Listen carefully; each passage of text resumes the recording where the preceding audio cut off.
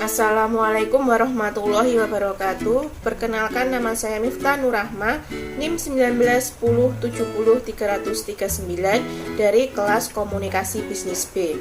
Saya akan menjelaskan mengenai memformulasikan pesan bisnis. Berikut penjelasannya. Pertama, yaitu penyusunan naskah bisnis. Dalam menyusun naskah bisnis, hal yang pertama kali diperhatikan adalah gaya dan nada. Walaupun dapat diperhalus pada tahap revisi, gaya dan nada sebaiknya ditentukan sejak awal untuk menghemat waktu penulisan. Pemilihan kata-kata disesuaikan dengan nada yang dikehendaki. Selanjutnya yaitu mengendalikan gaya dan nada. Gaya adalah cara menggunakan kata-kata untuk mencapai nada dan kesan secara keseluruhan. Gaya dapat diubah untuk menciptakan nada sesuai dengan peristiwa. Struktur kalimat dan bahasa yang digunakan disesuaikan dengan sifat pesan dan hubungan penerima.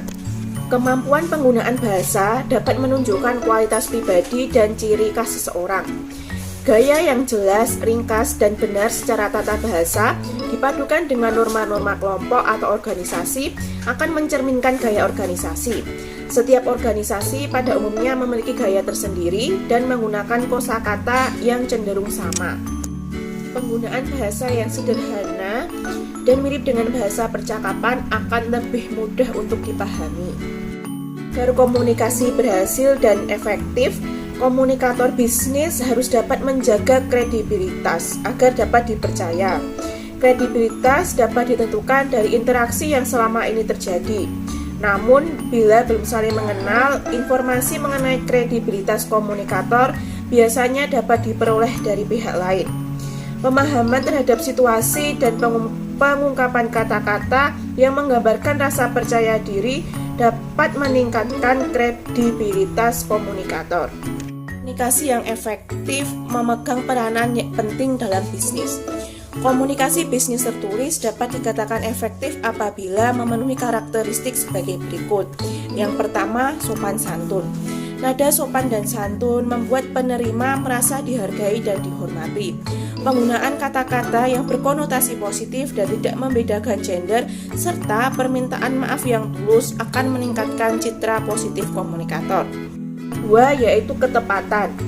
Dalam ketepatan tidak dapat kesalahan penulisan, format, tanda baca, penggunaan kata, ejaan, dan tata bahasa.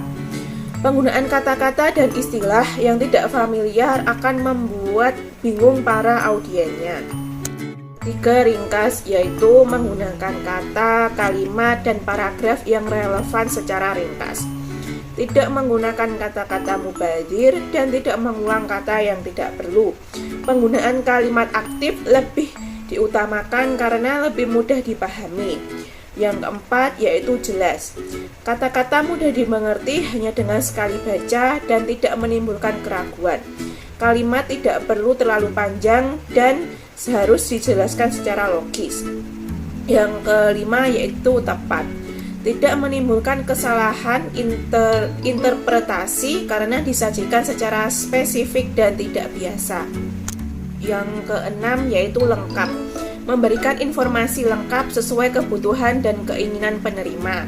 Informasi yang tidak lengkap dapat mengakibatkan kerugian. Selanjutnya, yaitu mengembangkan paragraf yang logis. Paragraf adalah kumpulan kalimat yang berhubungan dengan satu topik secara umum. Paragraf adalah satu kesatuan unit pemikiran. Setiap paragraf merupakan bagian penting dari keseluruhan pesan. Panjang dan bentuk paragraf sangat bervariasi. Komunikasi dapat dilakukan secara efektif hanya dengan menggunakan satu paragraf pendek atau bahkan menggunakan paragraf yang panjang bahkan hingga berlembar-lembar. Pada umumnya, paragraf pendek lebih mudah dipahami dan dibaca dibandingkan dengan paragraf panjang. Umumnya, paragraf dibagi menjadi 3 unsur, yaitu kalimat topik, kalimat pendukung topik, dan juga unsur peralihan. Paragraf dapat dikembangkan dengan berbagai cara. Terdapat 5 cara yang umum digunakan dalam mengembangkan paragraf. Yang pertama, ilustrasi, yaitu mengembangkan paragraf menggunakan ilustrasi atau contoh-contoh yang dapat memperjelas ide pokok. Yang kedua, perbandingan atau kontras, yaitu mengembangkan paragraf dengan menguraikan persamaan dan perbedaan yang terdapat di dalamnya. Yang ketiga, sebab akibat, yaitu dengan mengembangkan paragraf dengan teknik sebab akibat dan memusatkan uraian pada alasan-alasan mengenai sesuatu. Yang keempat, klarifikasi, yaitu mengembangkan paragraf dengan memecah ide umum menjadi beberapa kategori yang lebih spesifik. Yang kelima, yaitu masalah dan penyelesaian, yaitu mengembangkan paragraf dengan menyajikan suatu masalah dan kemudian membahas penyelesaiannya. Akhir, yaitu perbedaan nada formal dan informal. Yang pertama, formal, yaitu menggunakan kata dan nada yang sopan. Yang kedua, menggunakan ejaan tata bahasa yang baik. Yang ketiga, yaitu menghindari penggunaan jargon.